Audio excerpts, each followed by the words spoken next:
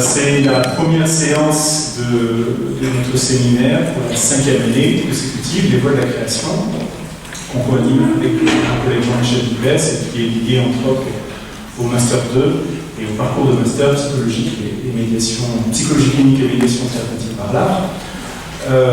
Cette année, nous aurons 5 conférences, recevant notamment Pascal Roman, Nicolas Guérin et François Ansermet. Et moi-même, je me suis fait une petite place dans le programme de cette année. Mais on commence avec un peu qu'on a déjà reçu il y a quelques années ici, Sylvia Lippi. Certains d'entre vous la connaissent déjà justement de son premier passage, et puis les étudiants du Master 2 ont eu l'occasion de travailler avec elle cet après-midi. Sylvia Lippi est psychanalyste à Paris, elle est docteure en psychologie clinique, elle est également philosophe de formation, et elle a publié plusieurs ouvrages, notamment chez Erès. Alors, dans l'ordre, comme ça de mémoire, il y a Transgression, Bataille Lacan, qui était son premier ouvrage chez Erès. Ensuite, il y a eu La décision du désir, pour laquelle tu étais venu, Marx Lacan, et le tout dernier en date, Rythme et mélancolie, sorti chez Erès cette année. Voilà. Et entre autres, comme tu avais encore un peu de temps au milieu de tout ça, tu as publié un Freud tout récemment en Italie. Voilà. Donc Sylvia, c'est qu'on travaille ensemble sur des questions relatives à l'improvisation, mais aussi aux ateliers de médiation tels qu'on peut les penser depuis la psychanalyse. Et je vais lui céder la parole tout de suite. Je te remercie beaucoup, Sylvia, pour ton explication.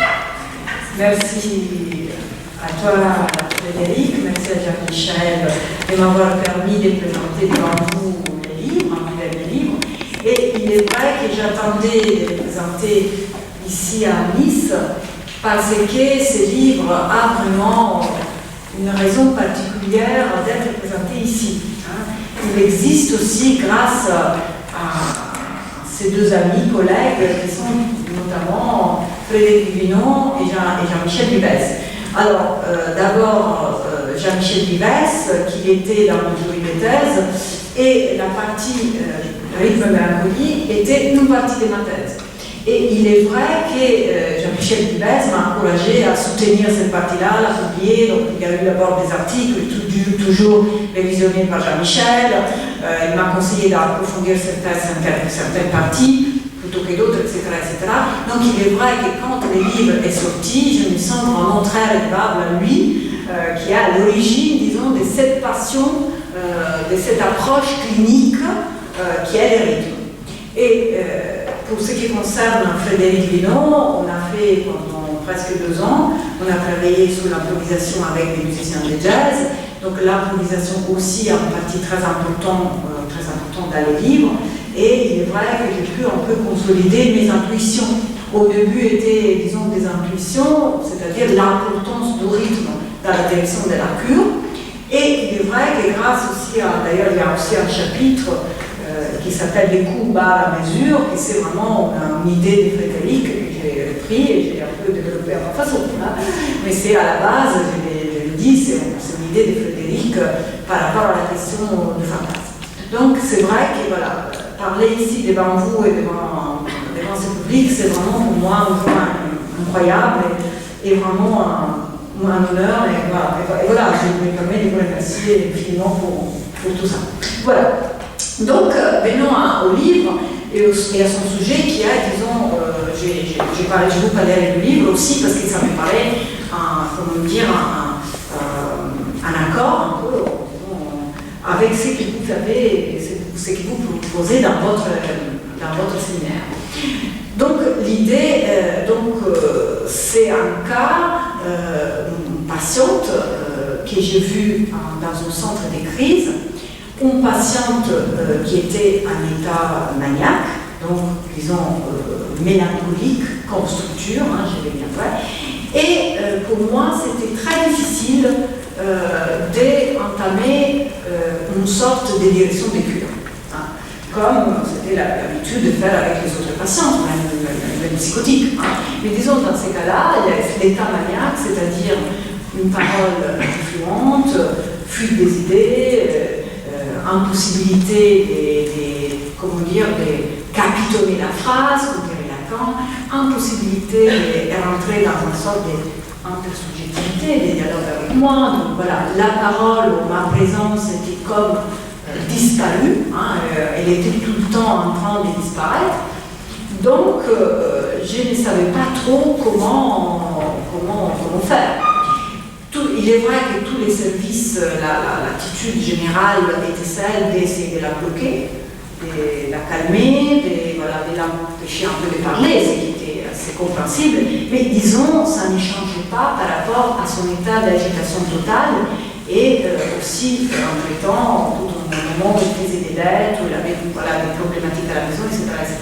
Donc on ne savait pas comment commencer pour essayer de modifier cet état qui était problématique pour elle, pour nous, etc. Donc c'est là que je me suis dit, je ne peux pas travailler avec les contenus parce qu'il n'y avait aucune possibilité, disons, d'échanger au niveau de la compréhension du discours. C'était, il y avait des coques à l'âne, des calembours, toutes sortes des sauts, des phrases, des sens, etc. Donc j'ai compris très vite que je ne pouvais pas travailler comme cure classique en essayant de comprendre, disons, les dominances de son symptôme et de son état. Et donc je me dis d'abord, il faut travailler sur les rythmes. C'est-à-dire, notre discours n'est pas un rythme. Voilà. Il y a un rythme qui n'arrive pas à s'établir. Moi, je ne suis pas son rythme, elle n'arrive pas à suivre mon rythme. En général, c'est ça. C'est nous que nous battons la mesure, pour dire les choses, c'est nous que nous battons le rythme et les patients nous suivent. Alors là, c'était une situation où ce n'était pas possible. Elle ne suivait pas. Donc, moi, je me suis dit, je vais être moi à essayer de suivre son rythme. Et du moment qu'à ce moment, en elle, il n'y avait pas de rythme, je me suis dit, peut-être il va falloir créer le rythme. Il va falloir l'attendre. Il va falloir attendre que quelque chose de cet ordre-là puisse s'établir. Donc voilà, ça ce ont été les prémices de ce travail. Et donc, notamment aujourd'hui avec vous, je voudrais un peu reprendre certaines particularités de cette direction de la cure, pour ce qui intéresse, il y aura les détails dans les livres qu'aujourd'hui je n'ai pas amené. Mais disons que, c'est avec la colline, merci. Et donc, disons que je vais reprendre avec vous certaines situations qui me paraissent importantes à partager avec vous, ces styles de direction de la cure. Il est vrai que depuis, la question du rythme est devenue un peu centrale, c'est-à-dire à partir de ce travail avec cette patiente, il est vrai qu'aujourd'hui, c'est devenu une situation... Voilà, le rythme est très important pour penser la scansion, pour penser la population, pour penser l'arrêt des séances et même l'arrêt de la cure. Voilà. J'essaie de penser les rythmes à l'intérieur de chaque cure et de chaque séance pour trouver vraiment quelque chose qui est propre, disons, à notre relation, exactement comme deux musiciens qui doivent jouer ensemble. Voilà. Donc, si vous voulez, je ne pense pas que cela puisse être, être dénommé comme acte créatif, mais disons, c'est plutôt, comme je disais cet après-midi, c'est plutôt de l'ordre de l'invention. Il y a une invention au sens qu'il y a quelque chose à bricoler. Voilà. Il y a des éléments que les patients nous amènent, et alors, plutôt que de penser de suivre une voie qui est la voie classique, la voie disons, même de la psychanalyse à laquelle nous sommes habitués par rapport à notre cure que nous avons fait par rapport à ce que nous pensons qu'il doit être la psychanalyse. Je pense qu'il y a une autre psychanalyse qui nous permet, encore une fois, d'inventer la cure avec chaque patient. Ça a l'air un peu gros dit comme ça, mais disons à partir de ce que les patients nous apportent.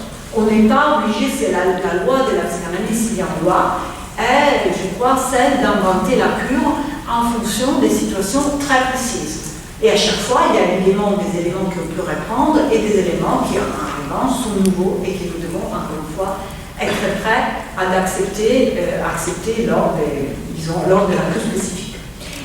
Donc, disons que, avant de commencer, je voudrais reprendre un peu, très brièvement, la question du rythme. Hein.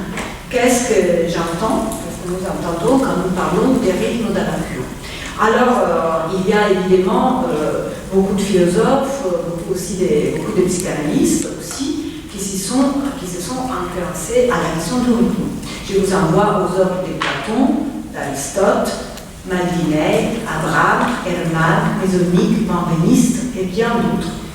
Mais disons qu'une définition qui m'a paru fondamentale, hein, pour ce que j'ai entendu quand je pensais la cure, est celle de Lévi-Strauss,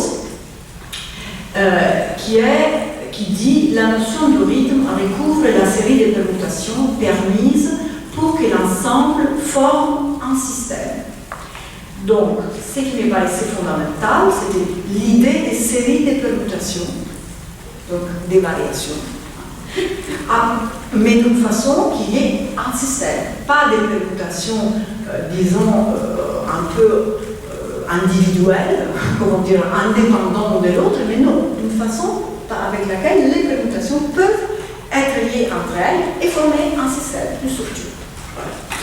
Donc, vous voyez bien que ce n'est pas l'idée, il n'y a pas l'idée de la cadence. Il n'y a pas l'idée de quelque chose comme une sorte de dérégularité ou de division qui serait toujours pareille. Hein? Vous voyez bien que si je fais ça, c'est pas la même chose que ça.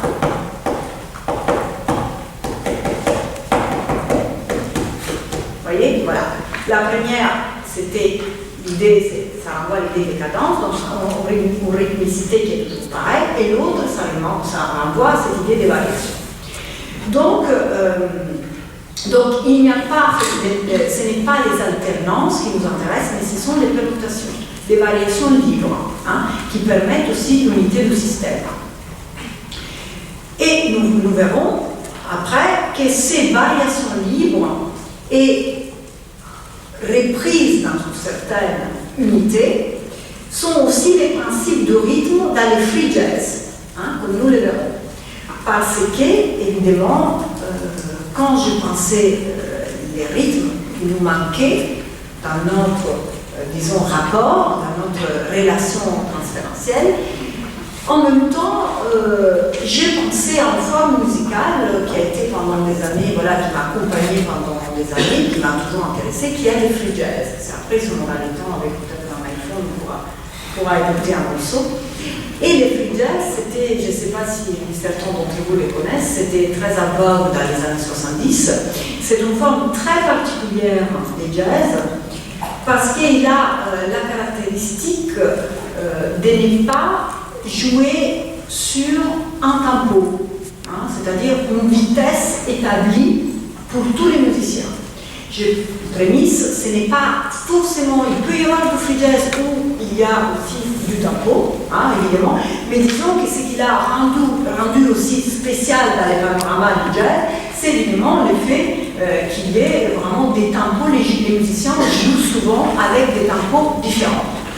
Donc, c'était notamment le cas de moi et Roxane. Roxane est le nom de la patiente. Hein? C'est-à-dire qu'on jouait ensemble avec des rythmes, des tempos différents.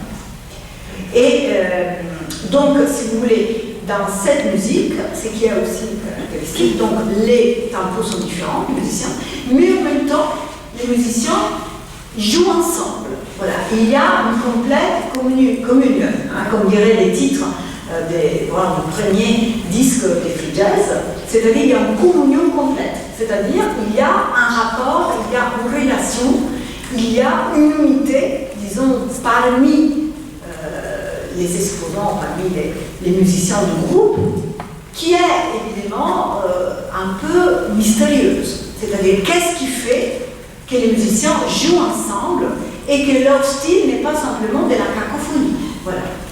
Ce n'est pas n'importe quoi, mais c'est vraiment, voilà, il y a une loi particulière qui n'est pas, encore une fois, une loi, la loi du tempo, une loi établie a priori, avec laquelle tout le monde doit, en quelque sorte, se soumettre, mais est une loi inventée à chaque fois que le groupe fait sa performance. Donc vous voyez, c'est une loi mystérieuse, une loi qui n'est pas ouverte, qui n'est pas explicite. Vous voyez tout de suite l'importance de cette idée si on pense à la clinique des psychoses.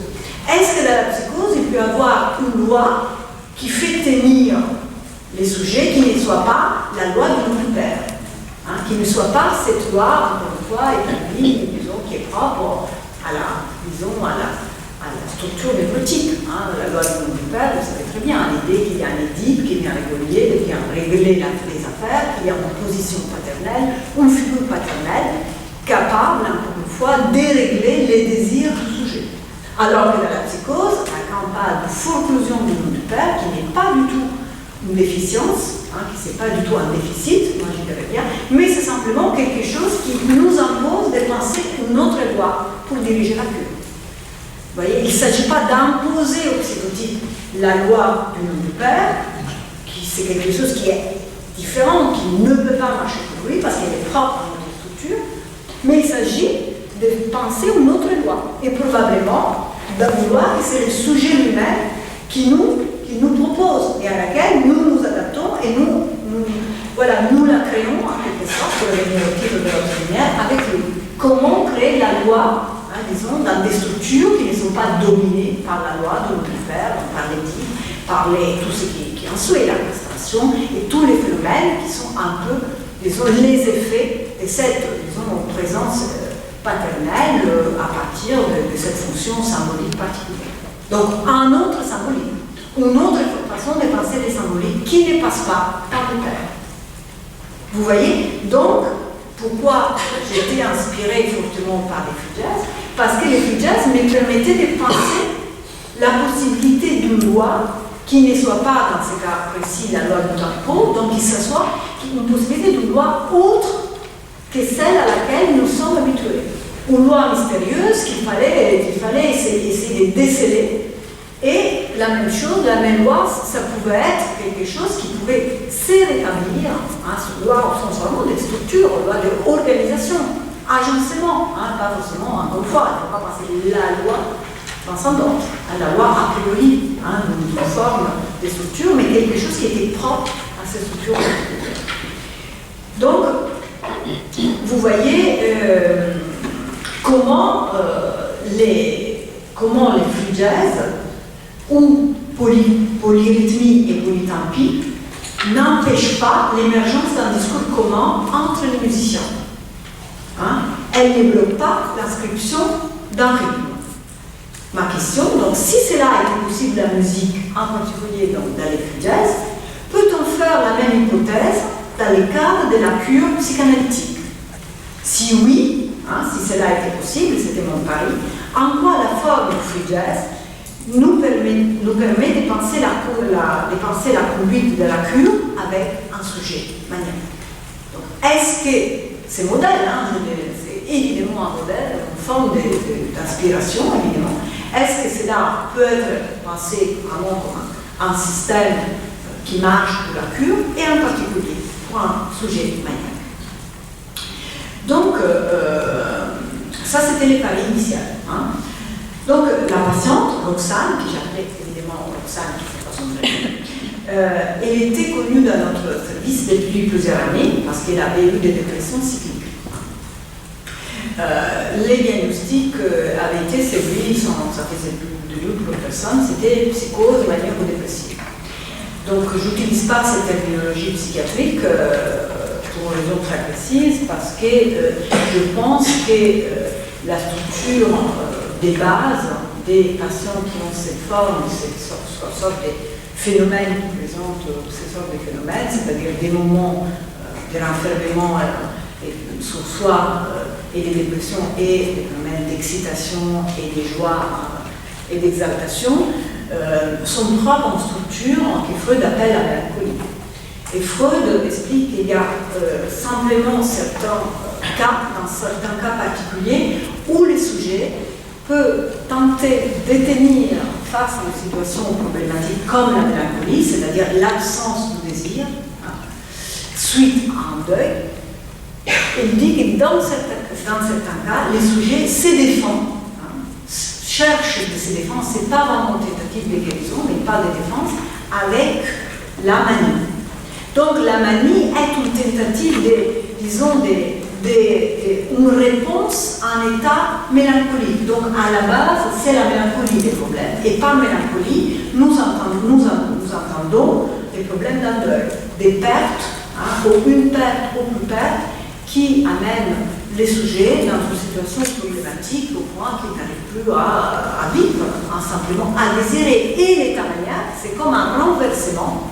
Ça ne veut pas dire qu'il y a les désirs qui inscrivent, mais il y a une sorte d'agitation, une sorte de forme de supporter cet état difficile du manque de désir avec des actes, des agissements qui parlent par rapport vraiment à des affects exaltés d'un état de désir. C'est simplement les désirs exaltés, je dirais les choses comme ça.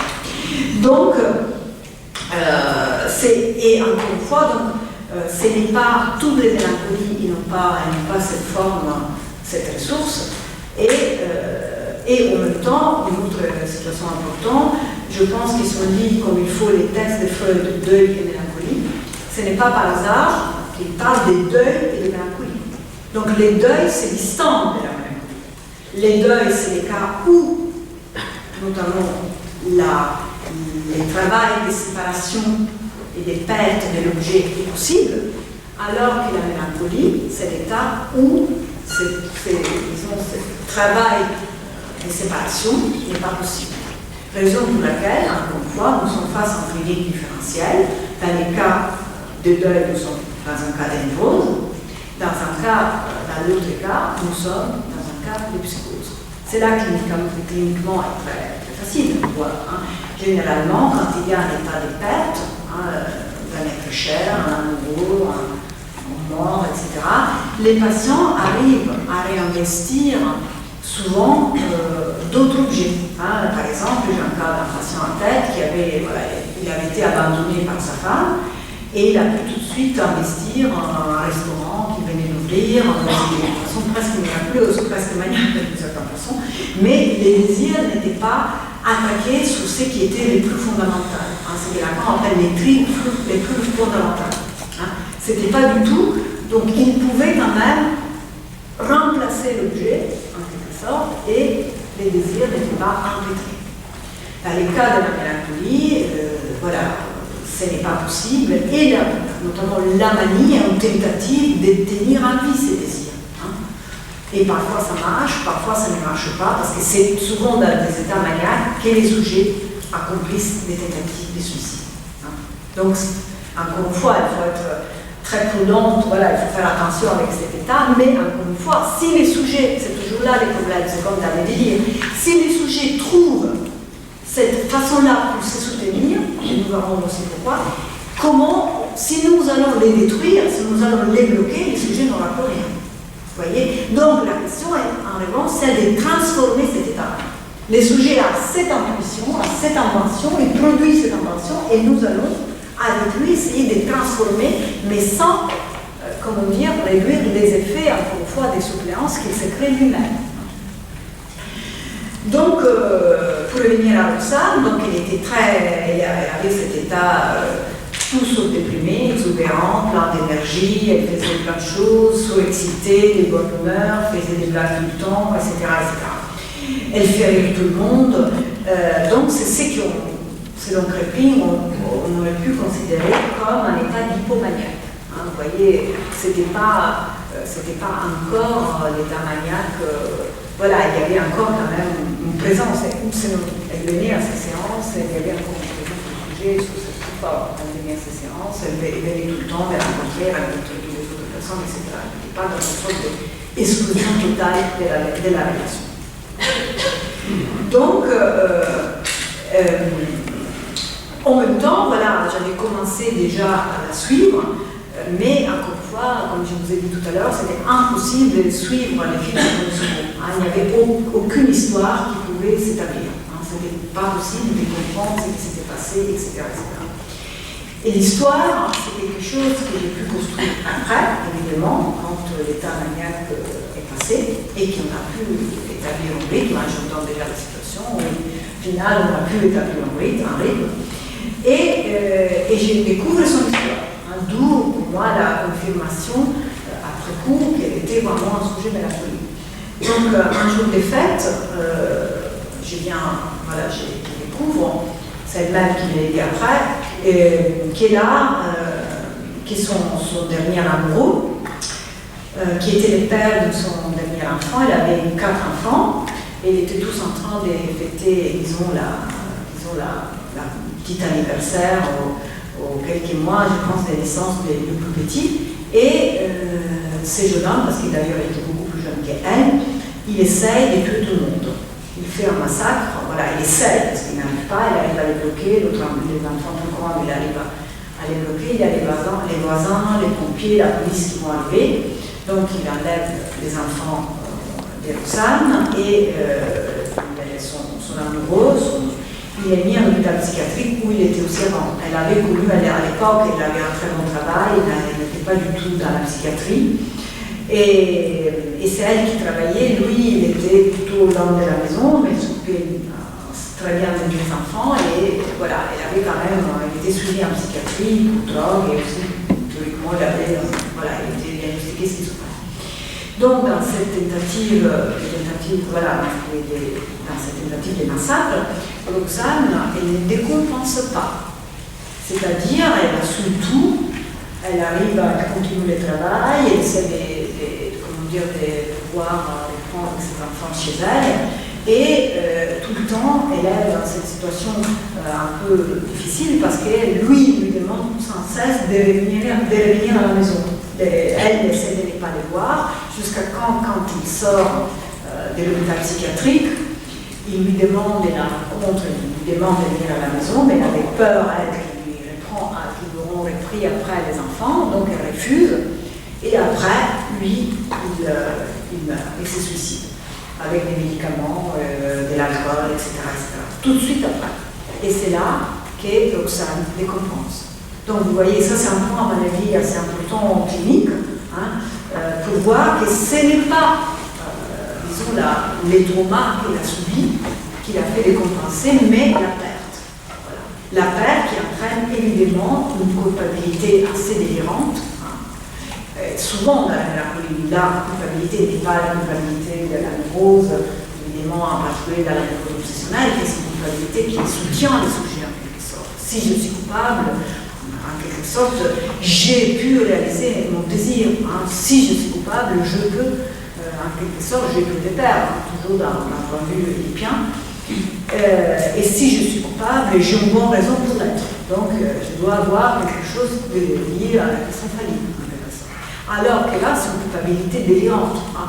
Elle pensait que c'est à cause d'elle qu'elle s'était suicidée, ou voilà, c'était le fait qu'elle n'avait pas de mes enfants. Voilà, elle crée toujours des situations qui étaient complètement distantes finalement de ce qui était la situation réelle, qui était des gens qui étaient très dérangés par rapport à la question de toute situation symbolique qu'ils ne pouvaient pas assumer. Donc, à partir de cette situation, elle décompense comment, elle perd le travail, elle commence avec les arrêts maladie, elle commence avec des dépenses en consulte, voilà, elle dépense tout, elle n'arrive plus à s'occuper de ses enfants, et au fur et à mesure, elle commence à rentrer en psychiatrie avec des situations où elle rentre dedans dehors, mais souvent, sauf c'est quand dépense, c'était la première crise maniaque. Avant, c'était des crises, des mélancolies. Voilà, des situations où elle s'est enfermée chez elle, où elle parlait plus avec personne, etc. Donc, de là, donc, on voit très bien qu'il s'agit d'une mélancolie. Et donc, elle commence, disons, avec la vitesse. La vitesse, donc, ces discours prononcés en vitesse incroyable, hein, c'est à partir de là que je me rends compte qu'il y a un problème de rythme. Et c'est après coup encore qu'elle n'est pas que la vitesse est sa carapace, qu'elle se défend comme ça, avec la vitesse dans la parole, la vitesse dans les agissements, dans les actes, dans les rapports avec les gens, dans la sexualité très développée à l'époque. Voilà, tout ce qui passe par la vitesse, c'est ce qui la soutient. Et donc, encore une fois, vous voyez, si vous attaquez la vitesse, si vous rentrez là-dedans, c'est dangereux. Si elle se défend là-bas, vous lui enlevez la défense, qu'est-ce qui va se passer? Et donc, en même temps, c'était là que je me rends compte qu'il y a une musique, la musique des Jean Coltrane en particulier, où, disons, la vitesse a une place fondamentale. C'est-à-dire, et je me rappelle que les batteurs Aldo Romano m'avaient dit, tu vois, regarde, quand il joue à cette vitesse extraordinaire, on a l'impression qu'il fait une note seule. C'est-à-dire, il y a encore une seule note ou une unité qui fait, voilà, tenir cette vitesse. Encore une fois, de façon tout à fait métaphorique, hein, je l'ai dit sans problème, je me suis dit, mais si on avait la même situation là, c'est-à-dire comment, si la vitesse fait l'unité pour cette patiente, ou cette unité comme nous l'entendons, stade du miroir, quelque chose d'une unité du corps, que peut-être c'était trop éparpillé, si c'est le cas, pourquoi cette vitesse ne peut tenir comme dans la musique de Jean Coltrane?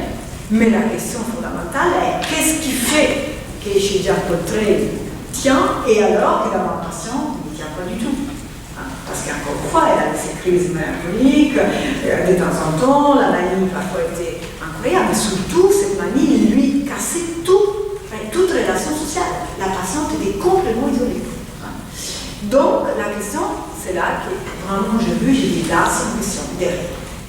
Jean Coltrane, il a les swings. Dans cette patiente, il n'y a pas de rythme. On n'arrive pas à créer. Donc, c'est là vraiment que je me suis dit, il faut vraiment travailler sur le rythme. Donc, la question, comment faire? Donc, j'avais aucune autre possibilité que attendre. Hein, là aussi, je me suis rappelé dans notre film Tap Dance, où un danseur de claquettes, qui a été toujours en 2000, Gregory Hines, dit qui est en prison, il est encore un danseur de claquettes, mais il fuit en même temps, il vole, il se retrouve en prison, et pour faire passer le temps, pour chercher un rythme dans une petite cellule de prison, il essaie d'écouter les rythmes et de les reproduire.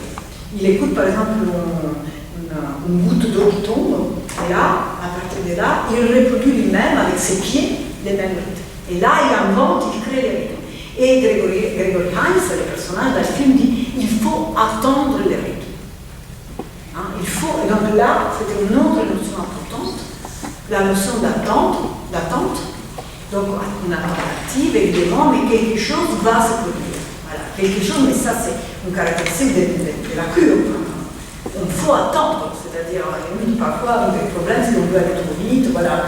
Alors que là, il y avait une vitesse, donc l'autre, vous voyez, il y avait déjà un rythme qui s'est créé. Moi, j'attendais et elle allait vite. Donc, il y avait déjà quelque chose, une binarité, disons, une relation qui pouvait se constituer.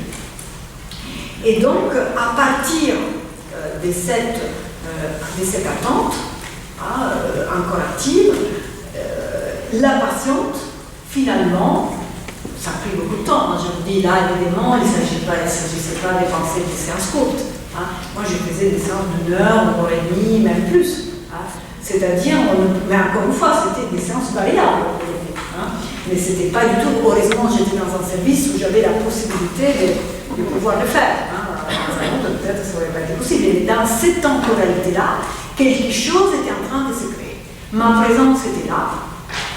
Elle était là aussi, tout le temps. Et à partir de là, quelques intervalles commencent à se produire. Elle commence à attendre. Alors parfois je pose une question, mais vous voyez vraiment comment ça s'est créé, comment j'ai commencé à exister. Parfois, elle attendait un peu. Hein, avant, elle attendait et après elle reprenait son discours, comme si encore j'étais pas là. Et après, au fur et à mesure, ma parole avait commencé non seulement à faire sens, mais à faire coupure. Elle répondait, peut-être à côté, peu importe. Elle parlait à moi, alors qu'au début, moi, je n'existais pas. Jusqu'à quand, et là c'était, je pense, les moments déclencheurs, c'était quand on a commencé avec les comiques. C'est-à-dire quelque chose, elle me faisait rire, donc moi j'ai commencé à rire, et là, c'était vraiment quelque chose d'un rythme qui s'est établi.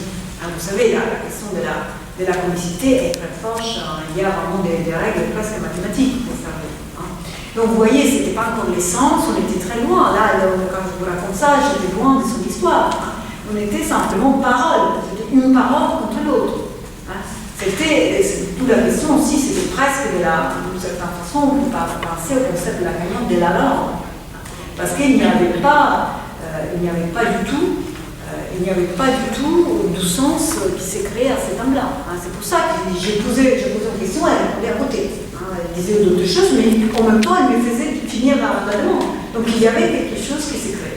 Donc vous voyez déjà aussi une autre chose, c'est pas elle qui s'est adaptée à mon rythme, c'est moi qui j'ai dû m'adapter au sien. Mais encore, je tiens beaucoup à vous dire que même quand je ne parlais pas et j'étais là, c'était déjà un rythme qui s'était installé. Du moment que j'étais prête à jouer avec cette vitesse. D'accord? Mais simplement, je devais être là. La vitesse toute seule, sans moi, elle ne pouvait pas créer les jeux. Vous voyez, ça aurait été vraiment, de la cacophonie, je ne sais pas comment l'amener.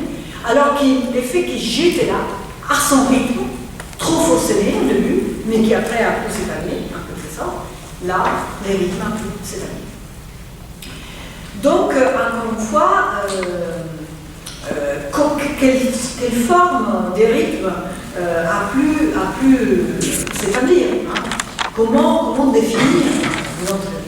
Comment, et aussi, la question pour moi était, si j'ai pu constituer cette sorte de cure avec les patientes, et je sentais que les rythmes étaient très importants, comment je peux penser les rythmes avec d'autres patients? C'était devenu une question plus générale.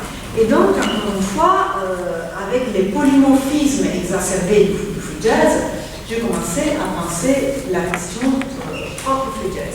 Qu'est-ce qui fait les systèmes? Comment il est organisé, cette forme de musique? Quelle est la structure qui fait qu'il y ait, encore une fois, une sorte de loi symbolique qui tient dans cette forme particulière de musique? Du moment qui sépare les tempos, c'est-à-dire la vitesse établie a priori.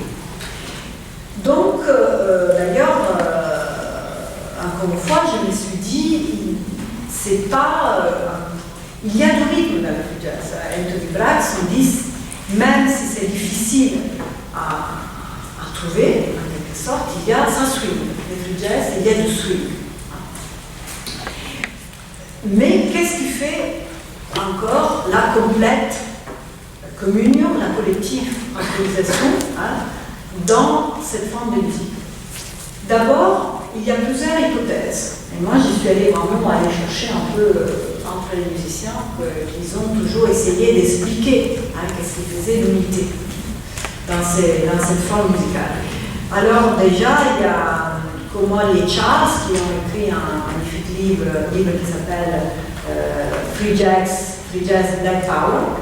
Pour eux, c'est le fait qu'il y a, disons que les musiciens sont des blacks, noirs, et ils ont une lutte politique à amener ensemble. C'est-à-dire une position politique précise, Black Power, un peu contre les blancs aussi, évidemment, et donc à partir de cette position, c'est cette forme d'unité, cette forme de communion qui leur permet de jouer ensemble, même avec des formes différentes ou des rythmes différents. Je prémisse, les free jazz, on joue avec tout, voix libre, on danse, chant exaspéré. Je veux dire, vous pouvez utiliser toute forme de musique toute forme, disons, des performances possibles et imaginables.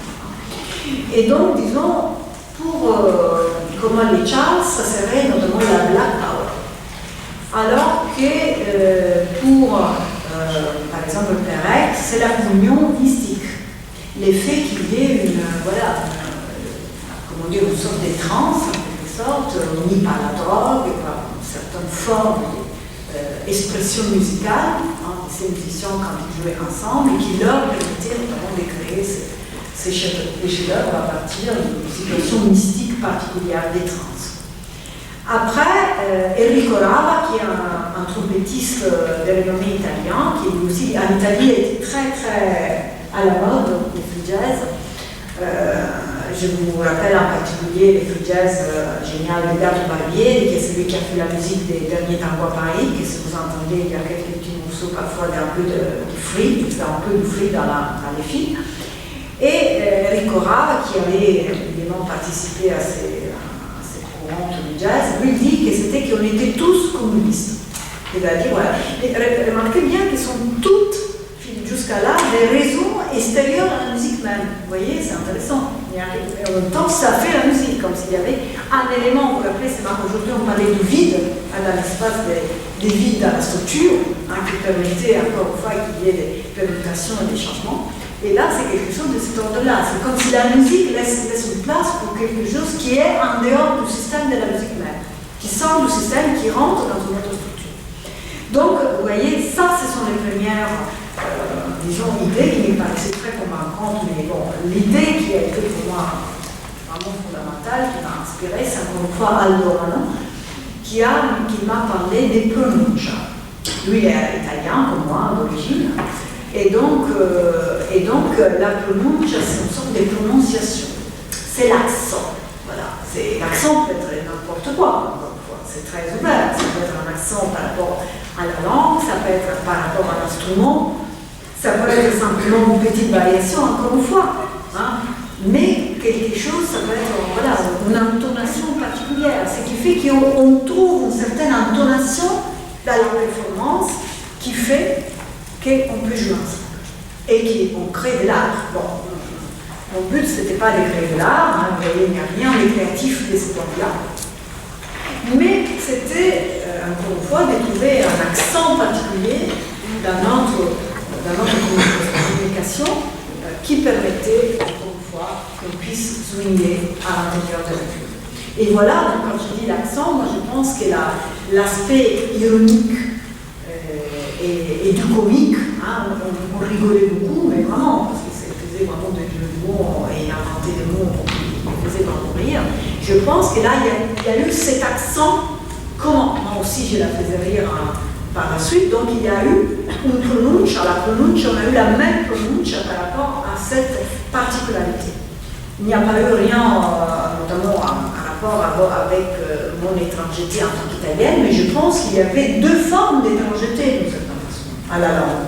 Moi avec mon accent, donc encore une fois un français incorrect, et son français aussi qui était incorrect parce qu'il ne respectait pas ni les lois de la grammaire, ni les lois de la sémantique. Donc c'était dans cet accent, dans cette erreur, qui nous, encore une fois, tout à l'heure, quand on a parlé de l'erreur à notre rapport, nos deux erreurs nous ont permis, en quelque sorte, d'étourer l'erreur. Et donc vous voyez, donc à partir de là, toutes mes interventions, scansions, ponctuations, avaient l'intérêt, n'avaient pas l'intérêt de cadrer les sujets maniaques, mais plutôt de l'inspirer, d'inventer, plutôt que de cadrer ou de limiter une certaine jouissance esthétique dont on a parlé aujourd'hui, qui était en train de se créer. Le rythme est une forme de jouissance esthétique. Et d'ailleurs, vous voyez, cela est très... voilà, il est en relation d'une certaine façon avec le dernier enseignement de Lacan. Vous savez qu'il est très, à la fin de son enseignement, Lacan est très influencé par la fonction poétique de Jacobson, où la poésie encore, elle a toujours été analysée par rapport aux assonances, par rapport au jeu de la langue. Encore une fois, la langue écrite en un seul mot, alors que la poésie, un des éléments fondamentaux pour la poésie est aussi des rythmes. Vous voyez, les rythmes a aussi une fonction poétique, comme dirait Jacobson. Des rythmes peuvent jouer fonction poétique au sens ce qui permet la communication et qui permet les passages, un passage d'un message, qui permet, mais pas forcément la communication d'ailleurs, qui permet simplement l'expression, qui après fera qu'un sujet peut exister à partir de cette communication. Donc ce n'est pas l'essence, mais c'est là la langue qui passe par les rythmes.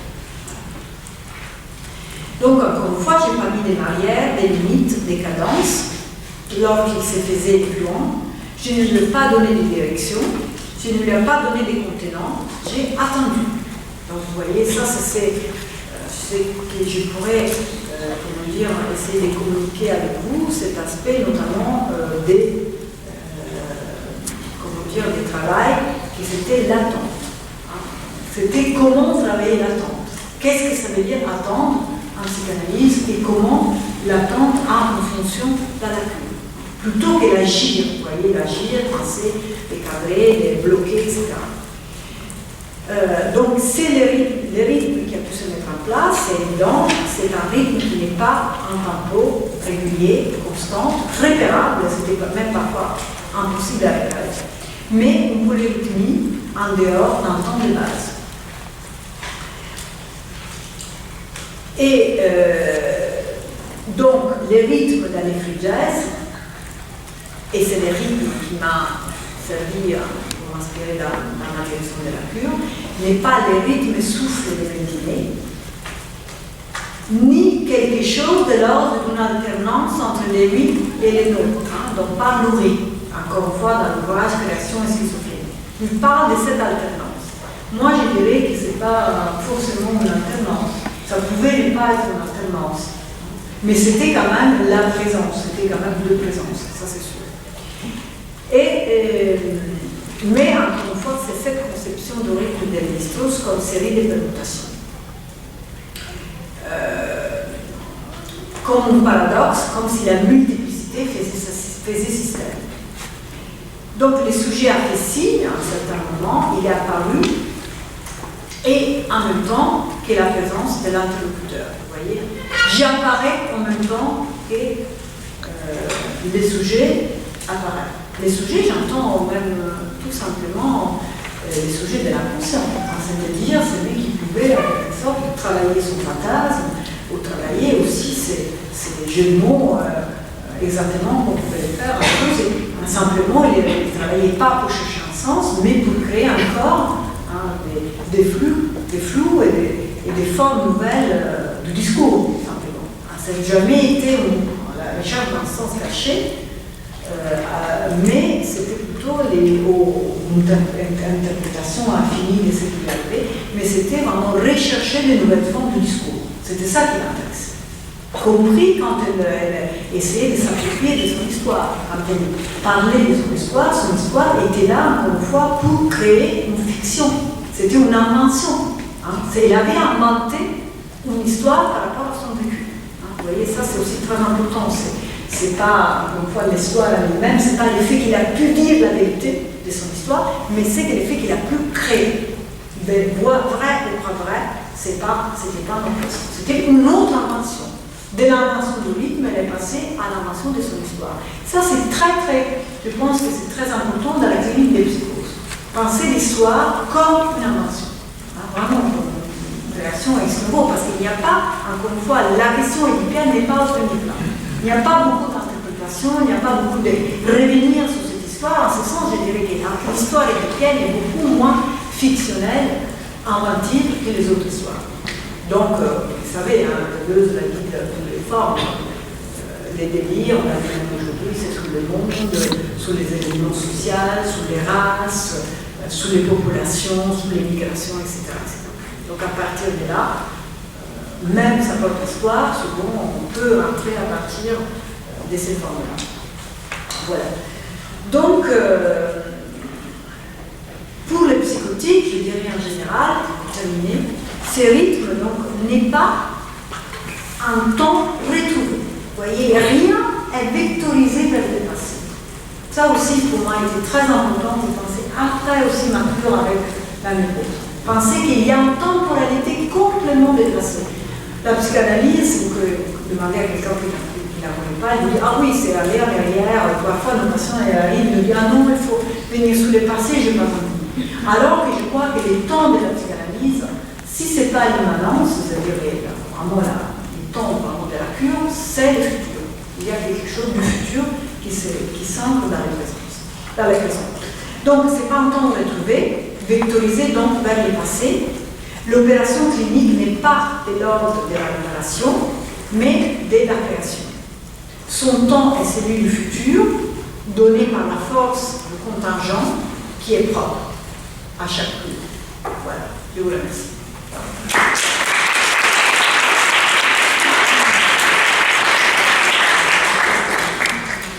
Je m'aperçois tout à fait qu'on a complètement oublié Jean-Michel pour faire une petite bouteille. Autant pour moi, désolé. Alors peut-être déjà quelques points pour laisser le temps à tout le monde de préparer, de former ces questions, ces interventions. Peut-être deux points sur lesquels, je ne sais pas, j'apporterai en tout cas pour ma part une petite rectification, puis après j'ai vraiment des questions. Le premier point, c'est peut-être par rapport à la question du deuil. Quand tu dis justement, ça permet de remplacer l'objet, c'est le mot que tu as employé. Enfin, je crois qu'il y a quelque chose aussi qui se fait dans le deuil d'une perte irrémédiable. C'est-à-dire que parfois, effectivement, on peut comprendre la pensée freudienne sur le deuil comme la capacité de réinvestir et donc du coup de remplacer l'objet perdu. Mais il y a quand même quelque chose d'irrémédiable là-dessus.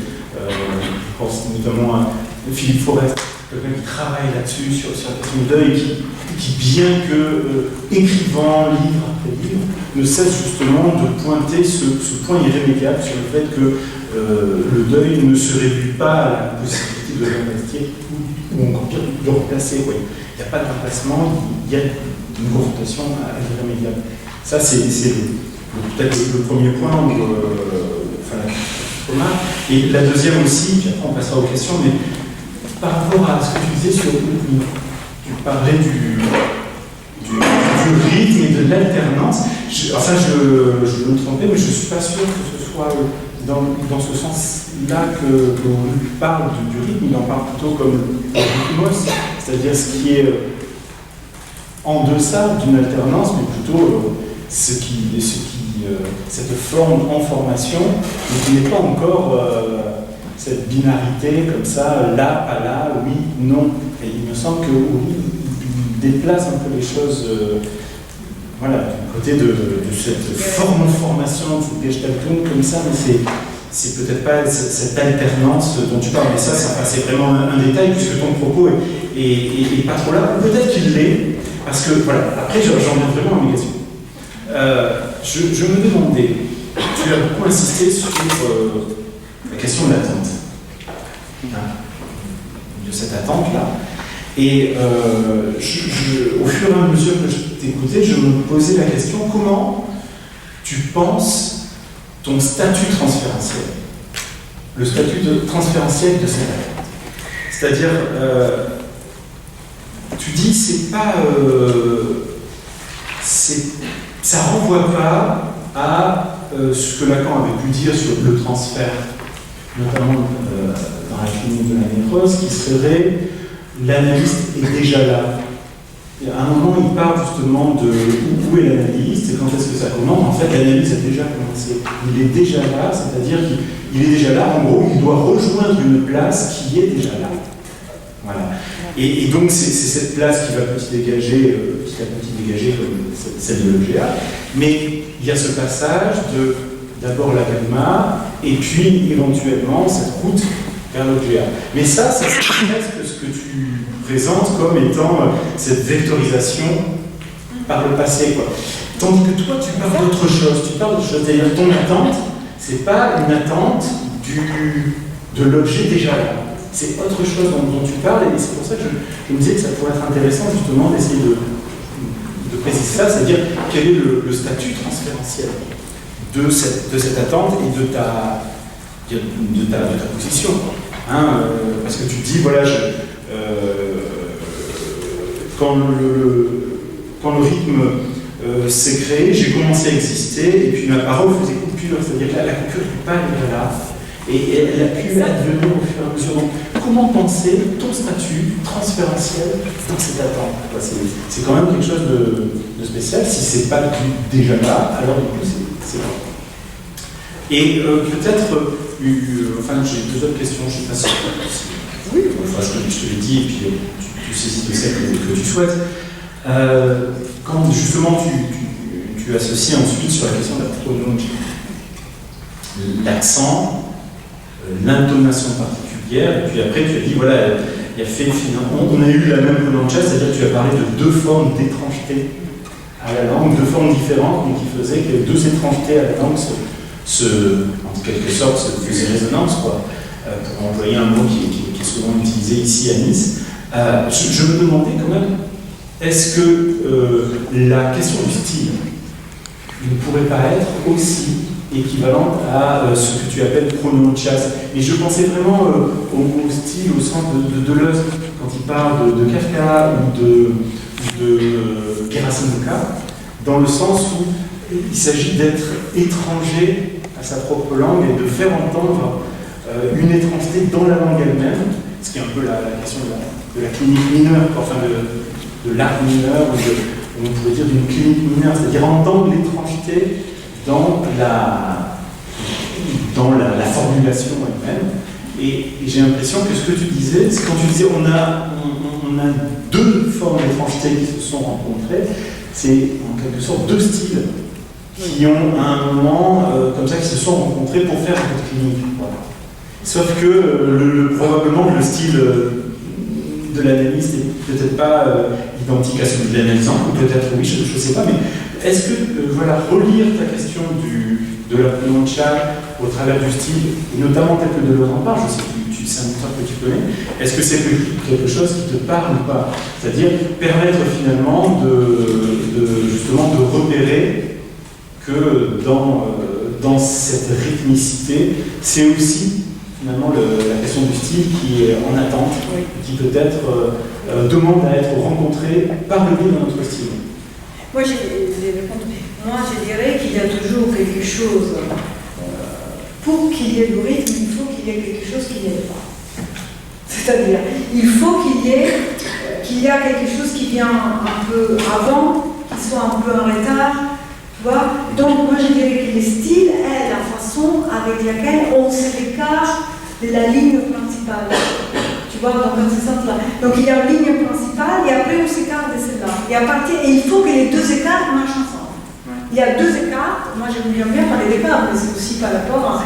Voilà, ce qui fait qu'un écrivain n'est pas un écrivain, ce qui sort de son être écrivain, ça fait son style, en quelque sorte. C'est pas l'effet des lettres, encore une fois, c'est toujours... On est toujours en tant que nous ne sommes pas ce que nous devons être. Donc, s'il y a, on peut se mettre dans... Mais ça vaut dans n'importe quel cours. C'est-à-dire, quand les sujets arrivent à s'ouvrir à cette autre partie, en quelque sorte, qui est là, mais qui n'est pas là, alors il y a quelque chose qui peut se passer. Donc, les styles, moi, j'en parlerai vraiment en tant qu'écart du rythme. Pour nous, c'était toujours ça. Si on avait deux personnages qui font une conversation, on aurait été dans la cadence. Non, on n'aurait pas été dans le rythme. Pour qu'on puisse être, il fallait qu'on maintienne chacun un écart avec l'idée qu'il y ait une régularité, encore une fois, donnée a priori. Et moi, je crois que, pour le coup, cet aspect de cette technique m'a beaucoup enseigné ce qui est ma technique habituelle. Et donc là, je reviens aussi sur la deuxième question. La question est vraie, quelque chose qui est là, nous les attendons, nos patients, en quelque sorte. Mais là, ce n'est pas l'attente dont je parle. Quand nous les attendons, nous savons déjà, nous imaginons qu'ils vont nous donner cette position-là, une autre. Il y a quelque chose de cet ordre-là, on les attend. Alors que la psychose, nous ne pouvons pas les attendre. Donc moi, je prends toujours l'exemple du théâtre. Je sais que Deleuze ne serait pas content. Et il faut voir ce qu'on entend par théâtre, par l'autre scène. L'autre scène, la scène, moi j'aime bien l'idée parce que l'autre scène, ou l'autre scène, comme dit Lacan, mais restons à Freud, est un lieu de jeu. la psychanalyse est un lieu où on joue très sérieusement, on touche toute forme de jeu, le jeu est très sérieux, même mortifère, ça suffit de penser à Don Juan, mais disons que le jeu est sérieux et strict. Hein. Donc on joue sérieusement à quelque chose. Les théâtres, c'est ça. Mais la différence est, encore une fois, que dans un théâtre névrosé, disons avec la névrose centrale à l'affaire, je dirais qu'encore une fois, les rôles sont fixés, il y a vraiment une certaine forme de théâtre traditionnel, je dirais shakespearienne peut-être. Quoique, mais encore une fois, je dis shakespearienne de façon volue, parce que quand même, il y a toujours des folies chez Shakespeare. Vous savez, tout d'un coup, il y a un personnage qui sort et qui dit, attends, mais il n'était pas là, c'est qui ces personnages? Il y a toujours quelque chose qui vient casser l'ordre. Mais on joue avec des personnages, on improvise tout ça, mais avec un théâtre de cet ordre-là. Alors que, je dirais, dans la psychose, on est plutôt dans une sorte de performance. Voilà. Performance où c'est, encore une fois, on ne peut pas jouer à partir des rôles établis. Voilà.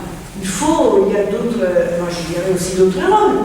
Combien de fois nous sommes, je ne sais pas, en espèce de grand, un grand prêtre, parfois nous devenons un petit être horrible, humilié, parfois voilà, on a toujours des situations quand même qui d'abord qui ne sont pas forcément liées à un théâtre familial, mais disons qui jouent de cette forme, voilà, c'est cet autre. Donc dans les transferts avec un théâtre traditionnel, on joue avec des rôles et on invente. C'est pas qu'on n'invente pas, c'est pas parce que les rôles sont établis qu'on n'improvise pas. Hein, c'est pas parce qu'on a, comment dire, une sorte de canevas qu'on ne peut pas quand même inventer. Hein, mais là, c'est cette sorte de partiture-là, c'est cette sorte de canevas-là. Alors que dans l'autre, donc c'est là, on place, on apprend, on sait quel jeu, et on croit que c'est vrai, on sait quel rôle jouer. Hein, mais dans tout l'intérêt de jouer un rôle précis qu'on a éprouvé, qu'on sait comment y faire, etc. Alors que dans l'autre cas, parfois, oui, ça peut être de rôle, mais pas forcément. Hein, mais en tout cas, il y a quelque chose sous la scène qui a à faire avec quelque chose qui ne peut pas être établi à l'avance. C'est encore une fois, ça ne veut pas dire qu'un est plus intéressant que l'autre. Ça peut être beaucoup plus prévisible. Hein. Ça peut être beaucoup plus prévisible ou ça peut être un jeu pas forcément plus intéressant. Hein. Mais disons qu'il y a, ce sont des règles de théâtre qui ont bien avec, encore une fois, des configurations différentes. Voilà, je dirais comme ça. Pour revenir à la question, la première question de la mélancolie, oui, c'est vrai que dans la perte de l'objet névrose ou psychose, il y a toujours quelque chose qui est irremplaçable. Mais il est vrai, moi je parle de l'objet en ce sens d'un point de vue freudien, vraiment, à partir du montage pulsionnel classique. Et c'est vrai que Freud le dit à toute lettre, rien n'est plus remplaçable que l'objet. Parmi toutes, vous vous rappelez, la source, voilà, toute la construction structurelle de la pulsion, des montages, dit Lacan, il y a l'objet, c'est la chose la plus remplaçable. C'est quelque chose qui, voilà, les deuils est possible. Les deuils est possible. Le deuil, ça ne veut pas dire qu'on on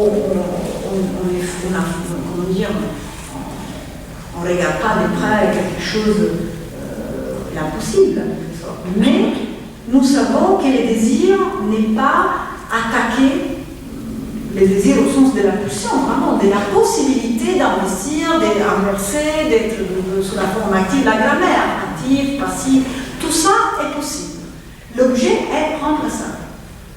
Nous le savons, donc pour chaque forme de deuil, simplement, après il y a des fixations, il y a toute une série de situations. Alors que si on suit encore une fois Freud, dans la mélancolie, c'est différent. Il y a quelque chose où l'investissement de l'objet est plus complexe. Il y a un test de Freud qui est dans Le moi et l'histoire, qui est capital, où il parle d'une forclusion de l'objet. Il parle de conclusion de l'objet, et l'objet est comme, disons, est folklore, donc il est maintenu en dehors de l'inconscient. C'est très important. C'est-à-dire, ça veut dire quoi? Ça veut dire qu'il ne peut pas, l'effet qu'il ne puisse pas rentrer sur l'objet de l'inconscient, c'est très simple. Hein. Ça veut dire, c'est de l'inconscient, c'est-à-dire les fantasmes, la possibilité de pouvoir les retravailler et les inscrire dans des structures de discours différentes. Il peut rentrer dans les discours parce qu'il est inscrit dans l'inconscient. Alors que dans la mélancolie, l'objet est maintenu en dehors. Il est folklore. Il utilise vraiment ces termes, conclusion de l'objet.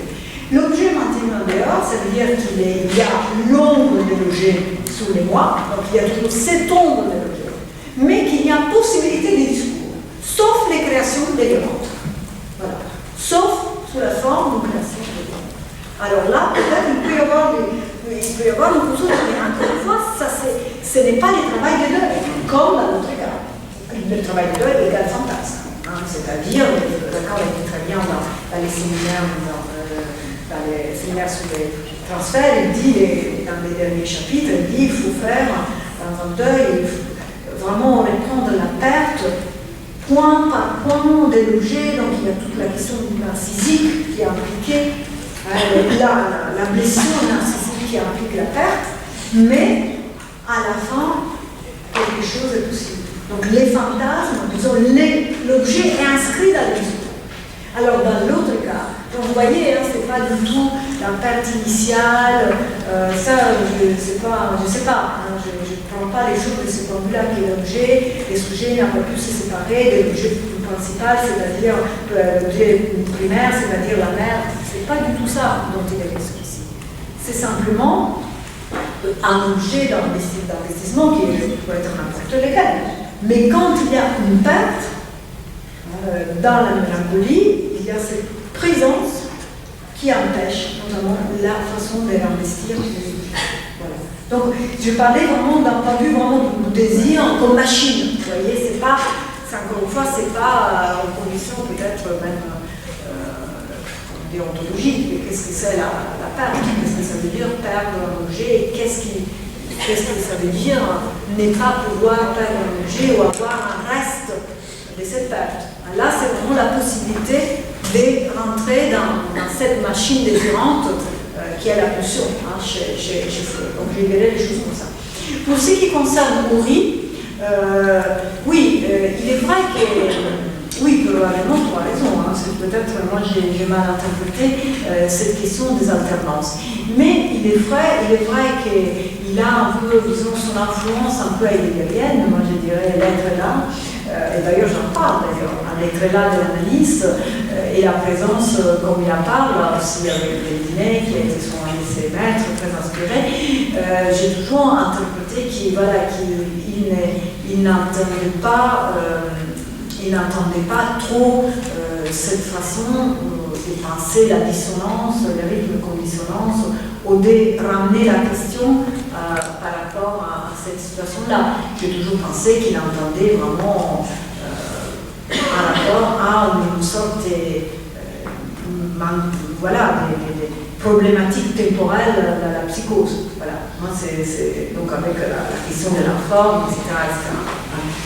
Mais bon, c'est vrai que disons, c'est ma lecture d'Uri, hein, qui est Uri, c'est particulier parce qu'il y a vraiment des pluri-influences qui font vraiment un auteur qui crée un auteur absolument extraordinaire, mais en même temps, parfois, c'est pas facile de voir où il veut arriver. Il y a un peu de Lacan, un peu de Mendini, un peu de la phénoménologie psychiatrique. Donc, parfois sont des structures, disons, de la pensée clinique qui sont très en opposition entre elles. Donc, parfois, il est vrai que ça peut donner acte à des malentendus. Je pense qu'il improvisait tout ça. Ah oui, tu penses? Ouais. Mais tout simplement, c'est-à-dire véritablement. Ouais. Donc, l'idée, c'était peut-être pas de vouloir arriver quelque part, mais c'était d'avancer. Ouais. Mais je suis pas sûre. J'insiste avec. Non, c'est vrai que c'est encore mon expérience de la bande. C'est vrai qu'il m'a beaucoup influencé. Quand je les lisais, quand j'y étais, j'ai eu une expérience un peu différente. Lui était aussi une espèce de chef. C'était les chefs absolus. Hein. Donc, il est vrai que, mais aussi dans le bon sens, c'était sa personnalité, sa beauté extraordinaire. Hein. Disons donc qu'il y avait parfois des méthodes assez classiques, mais ça marchait toujours. Donc, bon, finalement, pourquoi pas. J'ai encore quelques questions, mais je vais laisser la parole à la salle. Jean-Michel a beaucoup travaillé sur la mélancolie, mais on a rarement fait une psychose, donc je me disais que peut-être. Non, on va pas discuter là-dessus.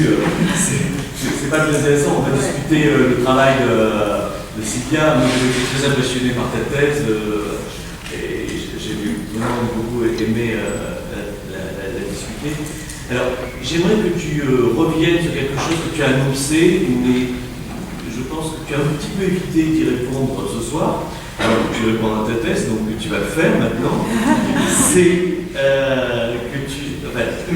ta thèse, c'était que tu soutenais donc l'existence de notre symbolique qui ne passe pas par le père. Ouais. Ok, bon. Alors, explique. Ah bah oui. Tu peux pas annoncer comme ça et puis après par un tour de passe-passe, ne pas traiter la question. Donc, il y a cette première chose-là. Tu as 10 minutes, hein. Donc, il va falloir que tu résumes. Et une deuxième question, c'est quand même, tu as terminé sur la question du futur. Alors, je suis d'accord avec toi, je crois que c'est extrêmement intéressant. Moi, je ne suis absolument pas sur l'idée que la psychanalyse et le travail sur le passé, je crois que c'est une vision extrêmement banale et c'est très hollywoodienne de la psychanalyse. Mais moi, je suis extrêmement attaché à l'idée du futur antérieur. Ouais.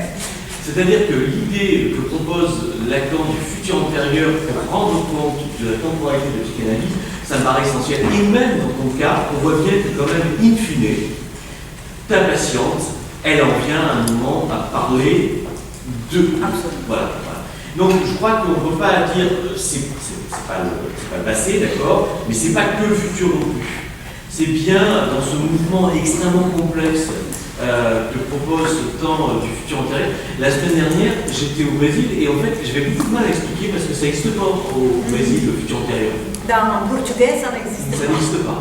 Donc tu vois, essayer de faire comprendre ce temps qui vient articuler de façon spécifique ces éléments du passé pour donner une direction au futur, bon, voilà. On a la chance de la voir. Oui. Et je crois que ta présentation montre bien que même dans la psychose, peut-être que cette question du futur antérieur, on n'a pas à l'abandonner. Oui, non, je suis d'accord.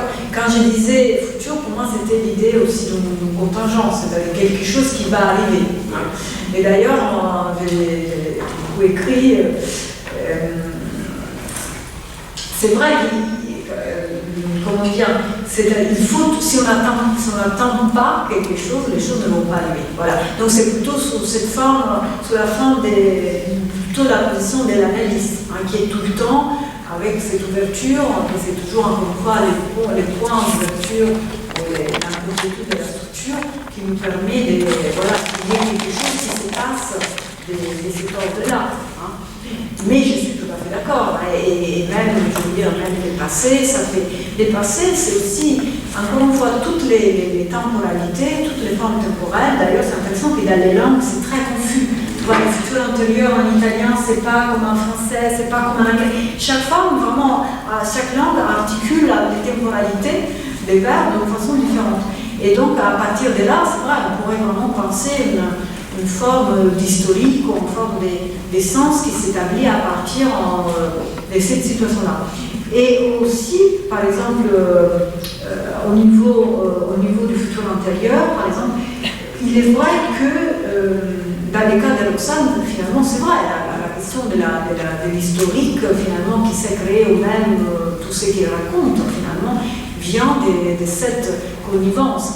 Et encore une fois, ce qui est parfois intéressant, donc je n'ai pas été très précise, j'étais un peu vite à la fin, mais ce qui est intéressant aussi dans les psychoses, dans certaines formes de psychose, moi je trouve souvent dans la schizophrénie. Les schizophrénies ont vraiment un rapport avec le langage qui est absolument intéressant.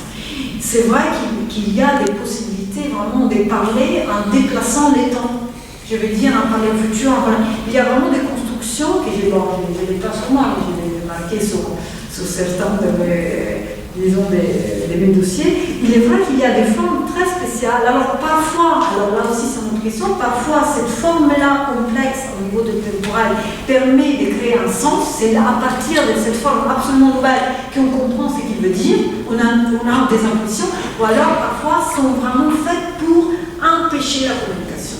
Donc tout le travail, et notamment celui-là, de faire, moi je l'ai dit plusieurs fois, c'est à la psychose, pour moi le vrai problème n'est pas, j'expliquerai après par rapport à votre symbolique, ce n'est pas la question, c'est pas un problème la conclusion du père, le problème c'est la fermeture narcissique. Je vous renvoie au texte de Freud pour introduire le narcissisme. C'est une fermeture narcissique qui empêche, encore une fois, l'investissement de l'objet. Les sujets peuvent investir soi-même, mais pas au sens soi-même en tant qu'amour de soi comme les stades miroirs, mais c'est soi-même en tant qu'une qui revient sur elle-même, donc elle ne peut pas trouver de l'objet à l'intérieur de soi-même.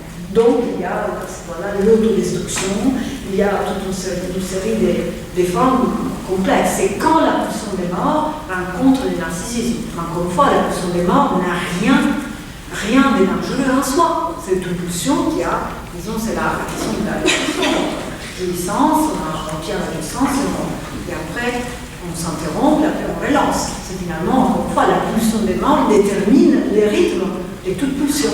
Alors que quand la pulsion des morts rencontre le narcissisme, c'est là qu'il y a cette connivence qui bloque les désirs. Donc ça c'est une de mes idées, parce que ce sont des idées freudiennes très classiques, et Lacan a critiqué lors du séminaire 3, il dit non, il déplace la question sur la question de la fonction de l'homme du père. Alors que moi aujourd'hui, je pense que les points vraiment centraux, c'est celui-là, la question de la rencontre avec l'autre. Voilà.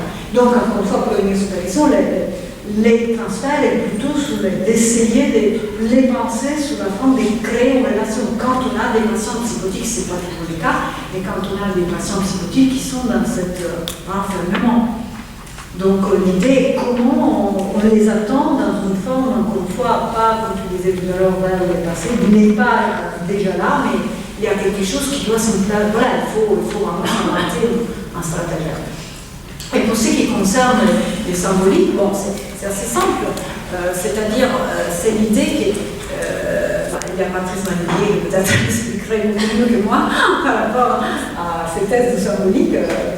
Mais je dirais tout simplement que quand, par exemple, Lévi-Strauss essaye d'expliquer l'Édipe, il reprend l'Édipe, l'Édipe freudien, évidemment, il essaye de montrer que finalement, il n'y a pas une seule forme d'Édipe qui est valable, mais il y a plusieurs systèmes, plusieurs façons de lire cette Édipe, et il n'y a pas un Édipe qui est plus vrai que l'autre, il y a simplement une série de rapports qui peuvent se créer à l'intérieur des différents systèmes qui pensent l'Édipe.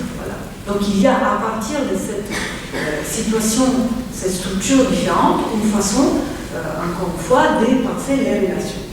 À partir de là, l'Édipe, si on prend l'Édipe freudien, n'est pas, disons, un système figé. Il est vrai qu'il lui, il veut, à l'époque, il veut en faire, disons, une sorte de développement. Il pense comme s'il y aurait une possibilité de s'en sortir en étant dans une position féminine ou en étant dans une position masculine, etc.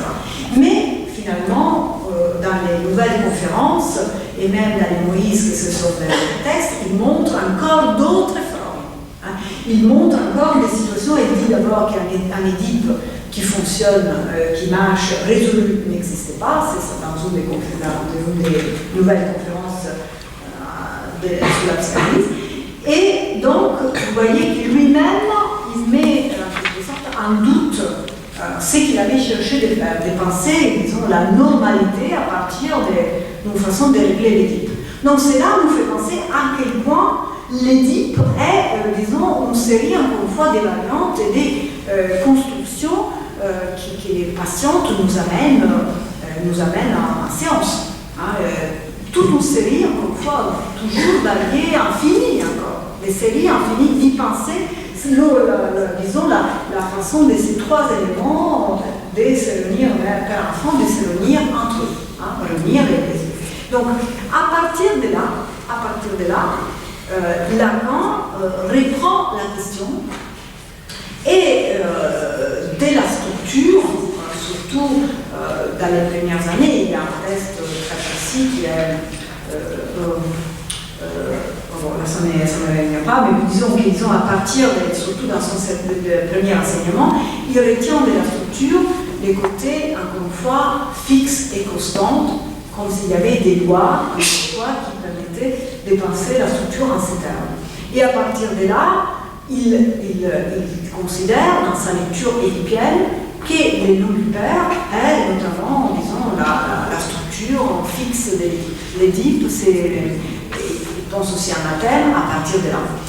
Et c'est là, évidemment, c'est compréhensible, hein, c'est pas du tout critiquable, parce que c'est encore une fois, lui, il critique la notion freudienne de penser la réalité abordable de l'âme, mais lui, il doit penser aux structures. Donc, d'un côté, les pères, mais pas les pères avec lesquels on l'aborde, on n'a pas, mais il y a toujours une organisation particulière.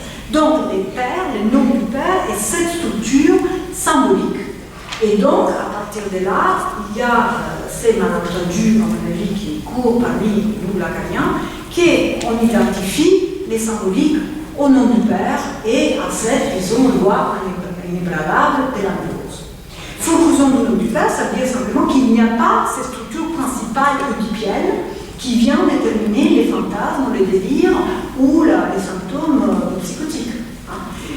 Alors que si on pense que les symboliques, simplement, ça veut dire des organisations, des agencements particuliers, donc avec des lois particulières, mais dont le point déterminant n'est jamais le nom du Père.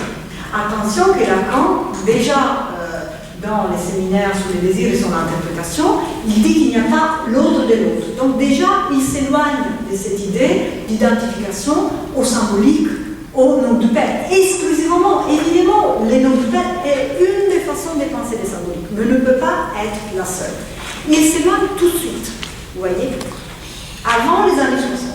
Et après, mais on ne sait pas parmi les psychanalystes, cette notion a eu un succès folle. Donc après, c'est devenu, ça a donné toutes les dérives de Jean-Pierre Lebrun, Mélimant, etc., où, disons, les noms du Père a été notamment l'élément fondamental, non seulement pour penser les structures cliniques, mais pour penser la réalité, pour penser les mondes et pour penser les mondes contemporains.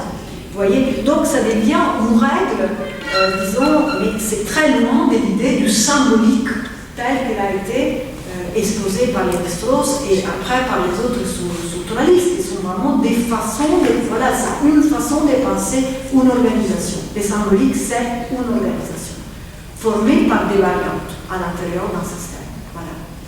Donc, vous voyez, au moins, c'est ma lecture, évidemment, je ne sais pas si vous êtes d'accord, encore une fois, ça ne veut pas dire qu'on est contre les pères, ça ne veut pas dire que les pères, en fonction, vous pensez que Lacan les considère comme symptômes quand il pense sa topologie. Mais c'est une façon, c'est-à-dire on peut avoir des symptômes qui ne sont pas forcément des noms du père. C'est une façon de penser la tenue du sujet avec les fantasmes, les névrosés, etc. Mais s'il vous plaît, pour moi c'est important, ce n'est pas la seule façon. Voilà. C'est penser que quelque chose tienne. C'est là, encore une fois, dans la clinique de la psychose, ça nous permet de penser autre forme d'organisation. Et nous sommes obligés, parce que quand nous pensons cela, nous sommes forcément derrière de nouveau à l'idée de contenir la jouissance, limiter, bloquer, etc., etc. Et ça marche pas. Merci, c'est une très bonne réponse et très précise. Voilà. Une dernière question? Oui.